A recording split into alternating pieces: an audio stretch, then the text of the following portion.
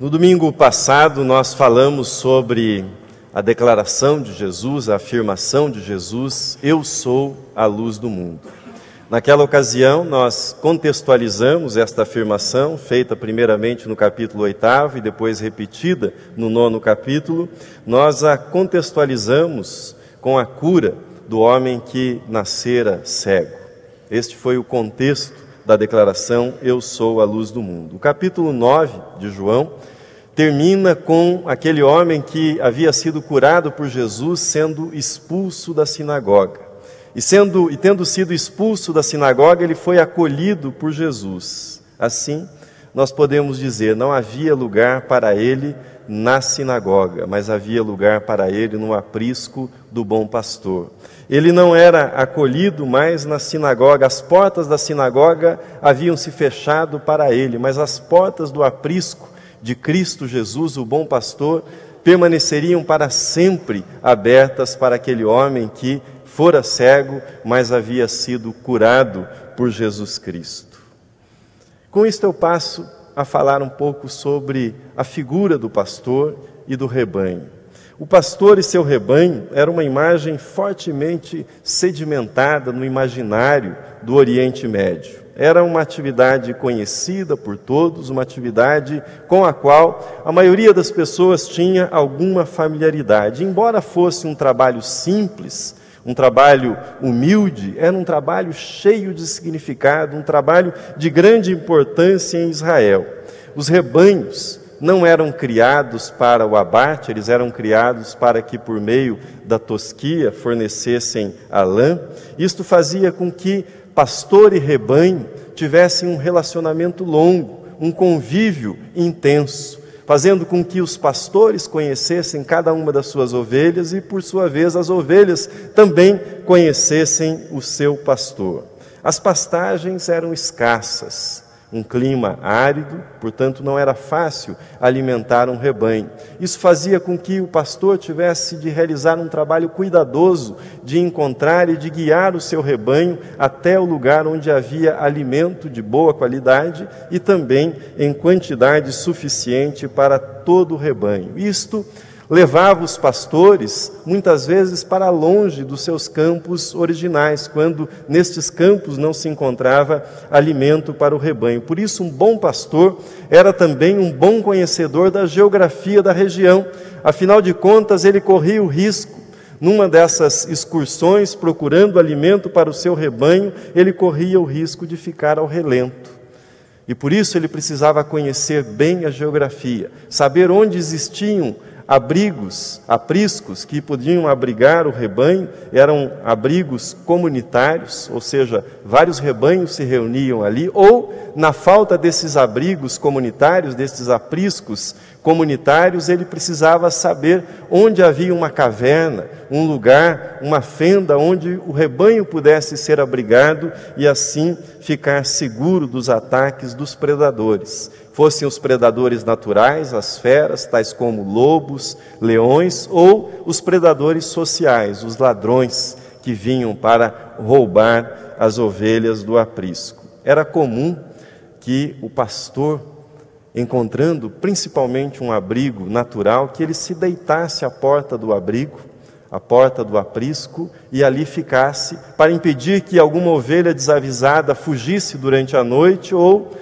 até mesmo para impedir que um ladrão entrasse por aquele caminho, já que ele estava ali montando guarda e protegendo o seu rebanho. Mas há uma curiosidade: quando o rebanho era reunido num aprisco comunitário, ou seja, muitos rebanhos estavam no mesmo aprisco, logo pela manhã era comum que estes rebanhos fossem separados da seguinte forma: o pastor entoava uma canção ou dizia algo em alto e bom som, e as ovelhas, e saía caminhando, e as ovelhas identificavam a sua voz e seguiam atrás do pastor, e assim aquilo que estava misturado ia sendo separado, cada rebanho seguindo o seu pastor, tendo ouvido e reconhecido a voz do seu pastor. Cada ovelha era preciosíssima para o pastor.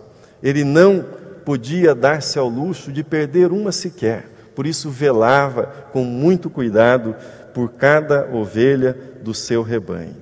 A simbologia envolvida no trabalho do pastor era muito grande e percebida intensamente em Israel. Por isso, o salmo mais famoso, o salmo que lemos no início desse culto, traz a imagem do pastor. O Senhor é meu pastor, nada me faltará. Ou seja, o próprio Deus foi apresentado como o pastor do seu povo. Davi, maior herói de Israel, maior rei de Israel, antes de ser rei, antes de ser um líder militar, Davi foi pastor de ovelhas. Conta-se que ele cuidava do rebanho do seu pai, quando defendeu esse rebanho, lutando contra um leão e matando para defender o rebanho. Algumas promessas no Antigo Testamento da vinda do Salvador, da vinda do Messias, apresentam o Salvador, apresentam o Messias esperado por Israel com a imagem do pastor. O Messias haveria de ser um pastor para Israel. Por exemplo, o livro do profeta Ezequiel, no capítulo 34, o texto está na projeção, assim diz: suscitarei para elas, isto é, para as ovelhas da casa de Israel, um só pastor, e ele as apacentará. Esta era a imagem do pastor, o poder e a força que esta imagem traduzia para os israelitas. Mas eu destaquei na semana passada que todas as declarações de Jesus, que começam com "eu sou", foram seguidas por discussões acaloradas, por reações intensas da parte dos fariseus, da parte dos escribas. E não é diferente com esta passagem.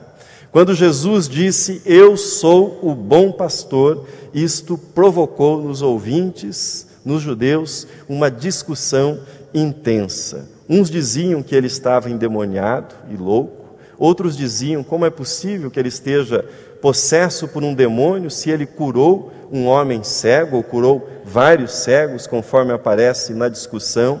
Mas eles começavam a perceber que a declaração de Jesus, "eu sou o bom pastor", o identificava com a figura do Messias esperado pelo povo israelita.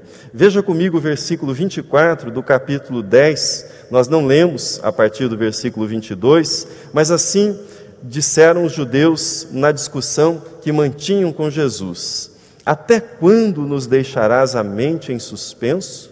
Se tu és o Cristo, dize-o francamente." E Jesus respondeu: "Eu já disse, mas vocês não acreditaram. Eu realizei milagres, realizei sinais, mas ainda assim vocês não acreditaram." E quando Jesus respondeu à indagação deles desta forma, eles se irritaram ainda mais e Jesus fez uma declaração ainda mais radical. Ele disse no versículo de número 30, "Eu e o Pai somos um." Eu e o Pai somos um. Quando ele disse isso, diz o texto que eles apanharam pedras para o apedrejarem. E Jesus se dirigiu novamente a eles, dizendo: Por qual das boas obras que eu realizei entre vocês que vocês irão me apedrejar?" E veja a resposta deles no versículo de número 33. "Não é por boa obra que te apedrejamos, e sim por causa da blasfêmia." Que blasfêmia? "Pois sendo tu homem, te fazes Deus a ti mesmo." Eles entenderam o significado daquilo que Jesus havia dito. Portanto, se quisermos levar Jesus a sério, nós precisamos tomar a sério aquilo que ele disse sobre si mesmo. Falei sobre isso no domingo passado. Portanto, o pastor, o bom pastor, que eu passo a apresentar a vocês daqui para frente, não foi um mero professor de ética. Ele não foi um pensador à frente do seu tempo, um revolucionário incompreendido num tempo conservador. Ele não foi também um mártir incompreendido pelos seus contemporâneos, não. O bom pastor de João 10 é o Cristo, o Messias esperado por Israel. O bom pastor é o próprio Deus pisando nos campos da Palestina e chamando cada uma das suas ovelhas pelo nome. É isso que o Evangelho de João nos apresenta nesta passagem que nós lemos. É este o bom pastor sobre o qual nós falaremos neste capítulo de número 10 do Evangelho de João. Algumas coisas sobre o bom pastor que são enfatizadas nesta passagem. Primeiro, O bom pastor conhece suas ovelhas. Isto é repetido várias vezes na passagem que lemos. Eu conheço as minhas ovelhas, eu conheço as minhas próprias ovelhas. Uma das grandes jornadas do ser humano é a busca pelo autoconhecimento. É a busca pelo conhecimento de si mesmo. E quase nunca essa busca é satisfatória. Quanto mais nós nos conhecemos, mais nós nos sentimos como uma fraude, como uma enganação. Quanto mais nós nos conhecemos, mais nós gastamos a nossa energia tentando controlar aquilo que os outros pensam de nós, as impressões que nós causamos nos outros, ou seja, o conhecimento que os outros têm a nosso respeito. Grande parte do esforço humano nas interações diz respeito a esse tipo de controle. O bom pastor simplesmente nos conhece. Ele nos conhece exatamente como nós somos. Logo, você não pode impressioná-lo, você não pode manipulá-lo, você não pode confundi-lo, porque simplesmente ele o conhece. Ele conhece as suas ovelhas medrosas, ele conhece as suas ovelhas orgulhosas, ele conhece as suas ovelhas temperamentais, quem sabe explosivas, ele conhece as suas ovelhas melindrosas, ele conhece todo tipo de ovelha. Você não pode confundi-lo, você não pode enganá-lo, porque ele o conhece.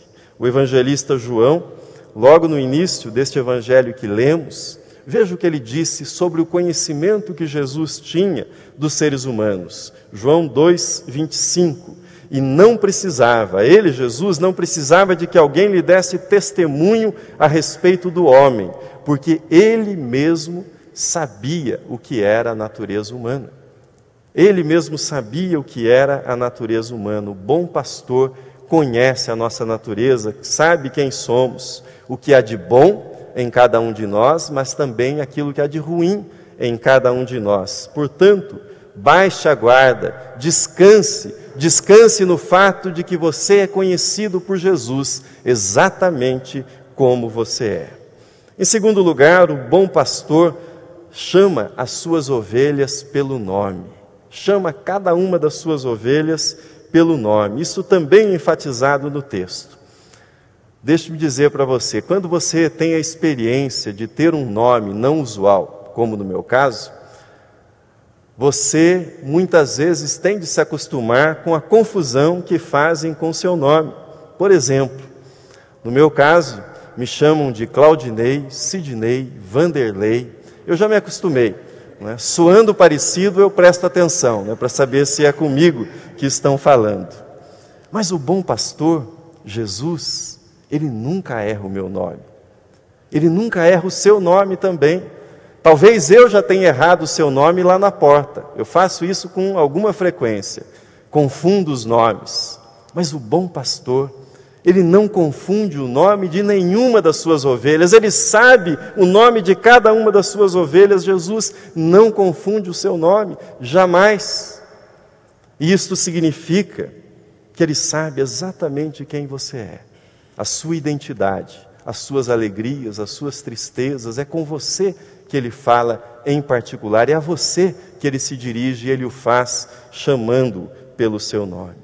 Em terceiro lugar, o texto nos diz: o bom pastor guia as suas ovelhas. É responsabilidade do pastor guiá-las para onde elas encontrarão boas pastagens. É responsabilidade do pastor também afastar as ovelhas dos lugares perigosos, dos perigos aos quais elas venham se expor, por exemplo, os ladrões, os salteadores. Como ele faz isto? Veja os versículos 3 e 4. As ovelhas ouvem a sua voz. Ele chama pelo nome as suas próprias ovelhas e as conduz para fora. Depois de fazer sair todas as que lhe pertencem, vai adiante delas, e elas o seguem, porque lhe reconhecem a voz. Jesus, o bom pastor, não nos guia pelo medo, não nos guia aos berros, pela intimidação, pela coerção. Não, Ele nos guia indo à nossa frente, colocando-se à nossa frente, sendo o nosso exemplo, o nosso modelo, o nosso condutor, mas Ele nos guia com base num relacionamento de intimidade, de proximidade, de comunhão, guia-nos para alimentar-nos, guia-nos para proteger-nos, para levar-nos para longe dos perigos. É isto que a tarefa de guiar envolve: proteção, alimentação, cuidado. Mas o texto diz mais: o bom pastor dá vida em abundância para as suas ovelhas. João 10:10. Eu vim para que tenham vida e a tenham em abundância.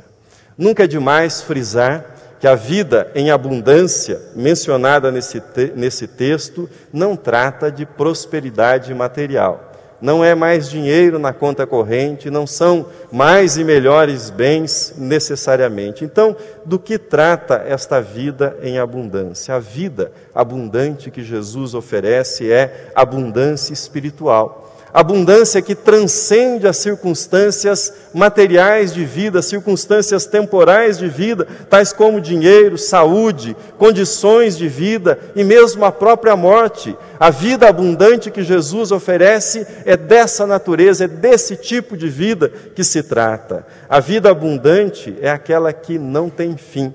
É a vida eterna, mas é uma vida eterna que você não precisa esperar até a morte, até que os seus olhos se fechem para que você conheça e experimente essa vida. É uma vida que você começa a experimentar aqui e agora, a partir do momento em que você recebe Jesus Cristo como Senhor, como Salvador da sua vida, como o bom pastor da sua vida, a partir do momento que você crê em Jesus e passa a segui-lo.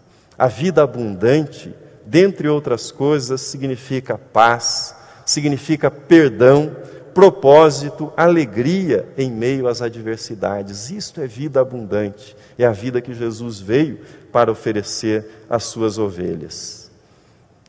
O bom pastor sacrifica a si mesmo pelas suas ovelhas. Versículo de número 11.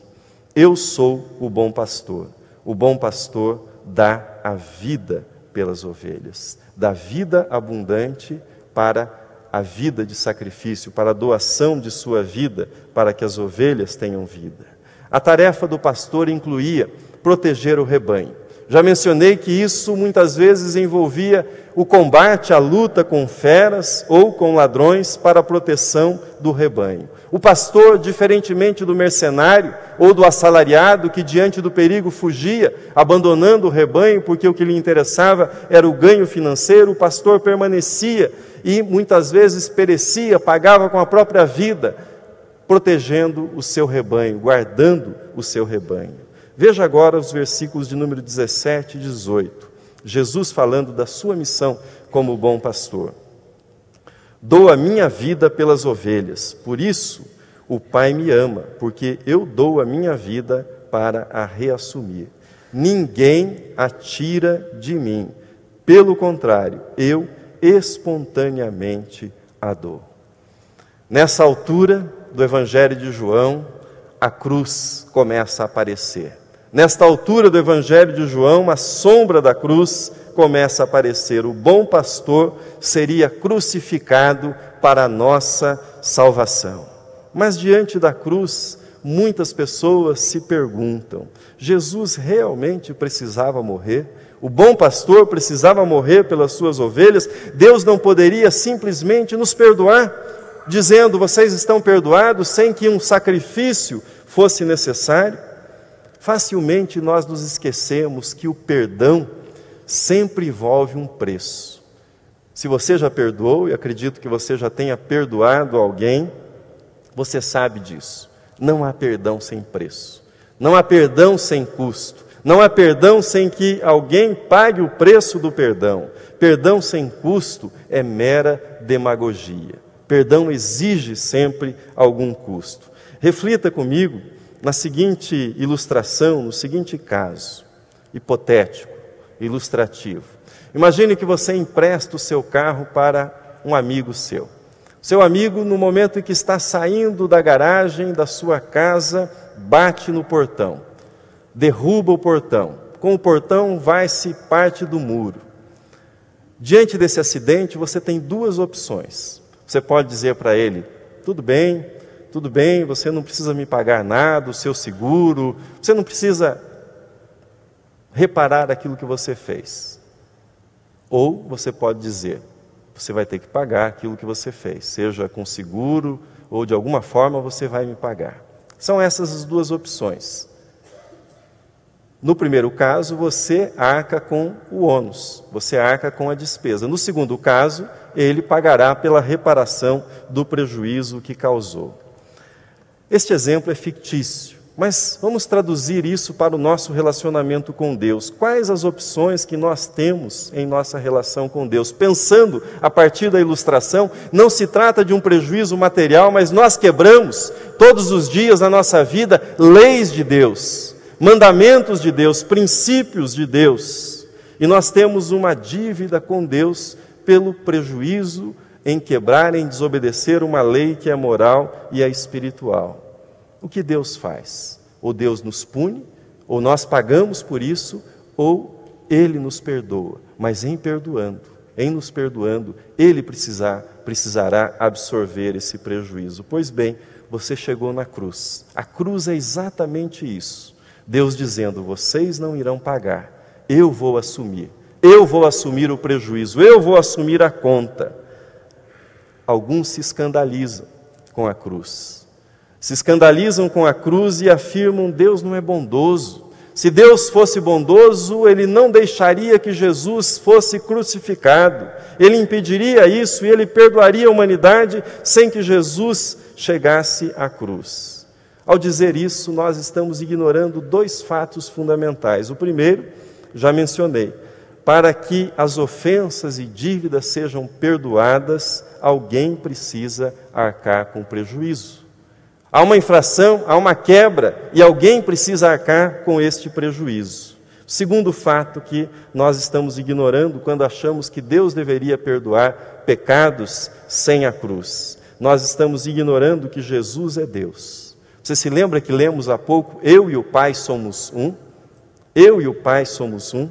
Você lembra que lemos ainda há pouco: ninguém tira a minha vida, disse Jesus, eu voluntariamente a dou, espontaneamente ofereço a minha vida.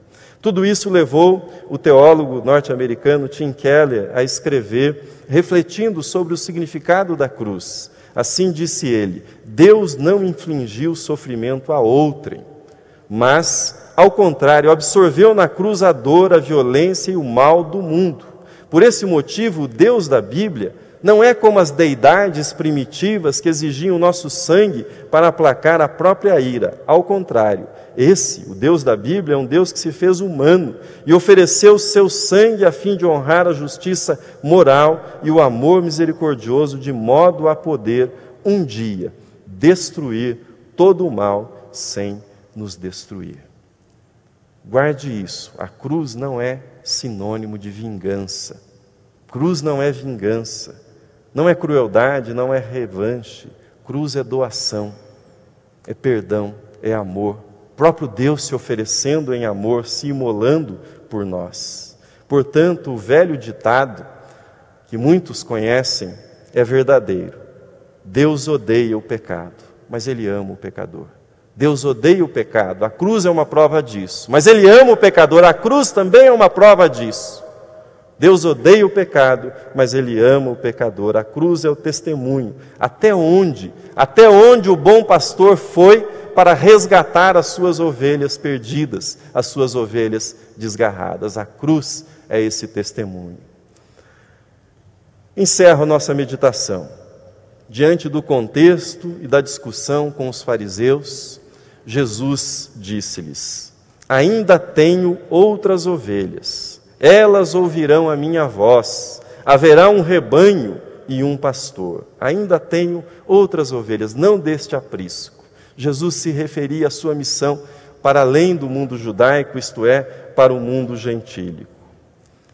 Há uma antiga história, segundo a qual, numa cidade norte-americana, foi realizado um concurso de recitação bíblica, de memorização e recitação de textos bíblicos. Uma cidade com muitas igrejas cristãs, Escolheram um ginásio e no dia marcado o ginásio estava lotado de gente de todas as igrejas. As recitações impressionavam pela memória, pela capacidade daqueles que recitavam os textos bíblicos, mas duas, em especial, impressionaram os ouvintes e ficaram gravadas na memória dos ouvintes. Um famoso ator de teatro subiu ao palco e recitou o Salmo 23. E o fez com excelência, com toda a técnica, respiração, pronúncia, entonação, emoção adequada a cada imagem sugerida no Salmo 23, dicção perfeita. Ao final, palmas, assovios, gritos, uma celebração, porque fora de fato um espetáculo o que ele apresentara. Pouco depois, sobe ao palco um velho missionário. Retornara para o país há pouco tempo, retornara sozinho. No campo, ele sepultara a esposa e a filha e retornara para o seu país. À medida que o velho missionário começou a recitar o salmo, o auditório foi ficando em silêncio. Era possível sentir a presença divina dominando aquele auditório à medida que ele recitava o Salmo 23. Ao final, o ambiente era silencioso, reflexivo, lágrimas rolavam pela face de alguns dos ouvintes. Eles estavam impactados por aquilo que tinham ouvido.